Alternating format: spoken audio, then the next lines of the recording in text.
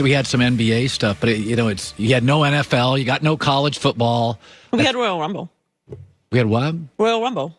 Oh, we had the Royal Rumble. Boom. So now NASCAR gets back in. There you go. By the way, Black Rifle Coffee Company, veteran-owned coffee company serving premium coffee to people who love America. Go to blackriflecoffee.com/herd. 20% off your first coffee club order. Joy Taylor with the news.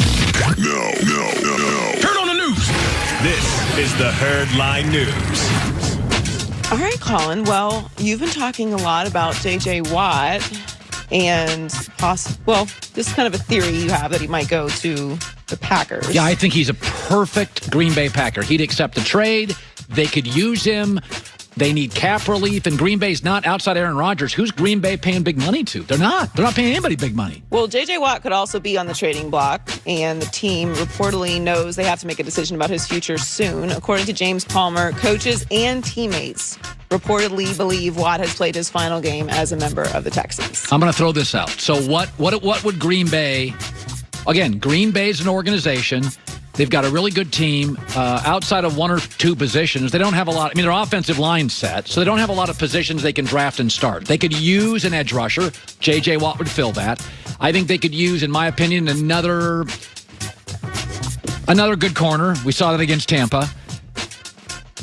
But again, I think J.J. Watt is really attractive on the market. Hardworking, at times can be dominant. A little bit of an injury history, but again, you're getting an older J.J. Watt for a good football team that needs an impact rush end. No, I agree with you. The question with J.J. Watt is majorly his injury issues. He's been on the IR 3 of the last 5 seasons. He had back surgery in 2016, left leg surgery in 2017, he had pec surgery in 2019. Only played 8 games. He only has 1 year left on his 6-year, $100 million contract extension with no guaranteed money left. So Texans could cut him and save $17.5 million against the cap, and any team trading for Watt would take on his $17.5 salary for only next season. Yeah. So it's not like he has a massive salary. It's a Super Bowl contender that needs at the trading deadline a rusher. He is a disruptor.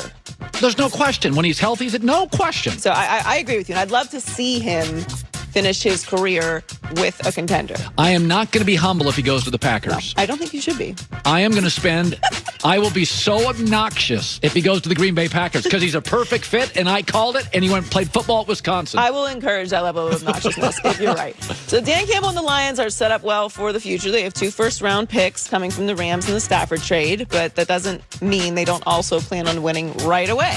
Campbell said, of course I want to win now, and we'll do whatever we can to win now, but not to sacrifice what we can become long-term. I look at things 2 years out. I don't look at them right now. I know that's crazy in this business, but if you want to have long-term success, something you can sustain, you have to build it properly. You have to have building blocks. You have to have a core. That is a much better... Analyst is joining us. You know, I was thinking about this. So a couple years ago when Belichick beat Sean McVay came out a week later and said, I overcoached. I put too much on our plate. And it's interesting, Jimmy. This is the only time you get 2 weeks. Outside of the opening week of the season, you get 2 weeks here. Is there a danger, go to your experience, where you start to outthink yourself a little bit? Well, one thing we wanted to do, Colin, is the first week we got all the physical work in, and we got in about 80% of our game plan. But we saved some of the wrinkles for the second week. We didn't want our players to get bored with the game plan. We wanted them to be alert that second week. So we saved 20% of our game plan that second week getting ready for the Super Bowl. You know, Andy Reid has the best record in the NFL off a bye. And I've always felt the better the coach, the better he is with more time to prepare. Some coaches don't know what they're doing, and you give them 3 weeks, they don't know. Andy Reid off a bye. If you're Bill Belichick, are you sitting there this morning thinking, okay, he's going to throw in stuff we've never seen? Do you think Belichick's thinking that? Well, I think, first of all, I believe in Andy Reid with his accolades, the way he is after a bye, but I'm also going to throw accolades your way and Joy's way for your recognition. Congratulations. Oh, thank you very much. But Andy Reid's one of the great coaches of the NFL in history. And like you say, if you give him enough time, he's going to have them ready. And with the talent that they have, It's going to be a heck of a ball game. I'm concerned about the offensive tackles, for Kansas City because, Tampa, they've got that outside rush. But it should be a great ball game. So last year, it was you. I thought about this during the break. Before the draft last year, you said Detroit should go get a quarterback, Justin Herbert. You got a lot of heat for that. But it's funny. I got ripped, Colin. I was on your show. I said, hey, quarterback value. You'd rather have the quarterback like a Justin Herbert, rather than a defensive back. Well, as it turned out, people were ripping me right and left saying, hey, we've got Stafford. We don't need another quarterback. We got other needs. They drafted the defensive back, Okua, and he didn't play that well. How would they look right now with the quarterback already with a rookie salary cap, and they could have traded Stafford, to, say, Carolina, and actually got more than what they got from the Rams. It's interesting, Jimmy. You created a trade chart. People did not trade before you were. They didn't.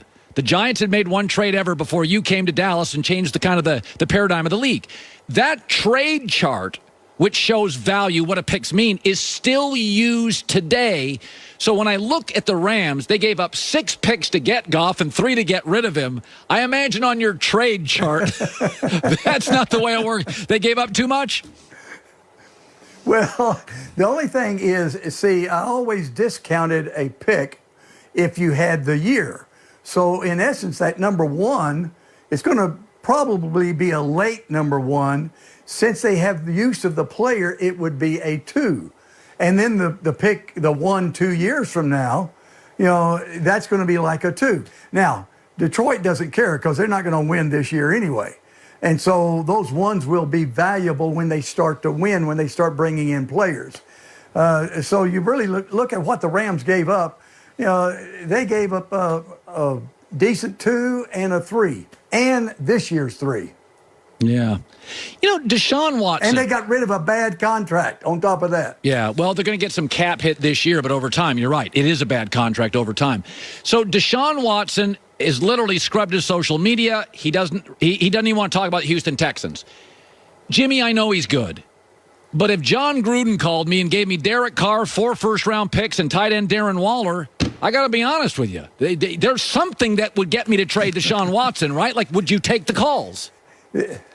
There's a price on everything, but I would go down every single avenue as far as keeping Watson, because if they don't have Watson, he's more valuable than Stafford.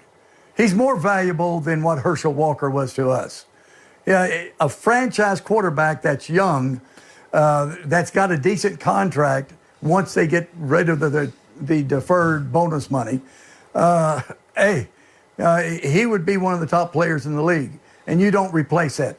Houston got no shot if they don't have Watson.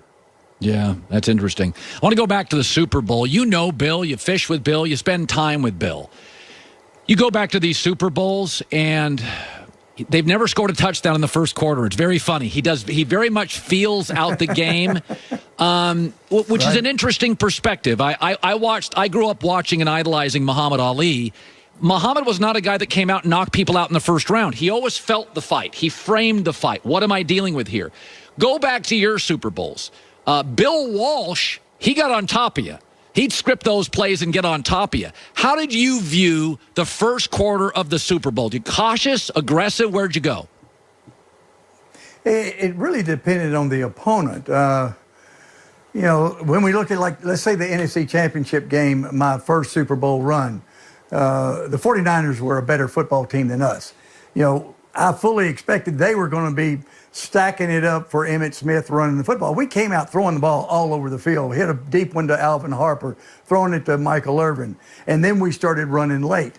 Whereas against Buffalo in the Super Bowl, I knew they were going to turn the ball over, so I wasn't going to give them a chance. We were going to be very conservative. I told the players the night before the game, we're going to be extremely conservative to start the game off. But we'll be fine. We'll open it up later on. We'll wait until they start turning it over, then we'll open it up. How about that? It just depends on the opponent, Colin. Yeah. Your gut feeling. I just kind of have a feeling, Jimmy, Kansas City doesn't have to play flawless to win. I think if Tom had a couple of picks, it's not good news. That's my gut feeling this morning. You? Yeah, if I had to pick the game, and I don't want to pick it, and I think it's a coin toss, really do, because I think the pass rush, for the Buccaneers could –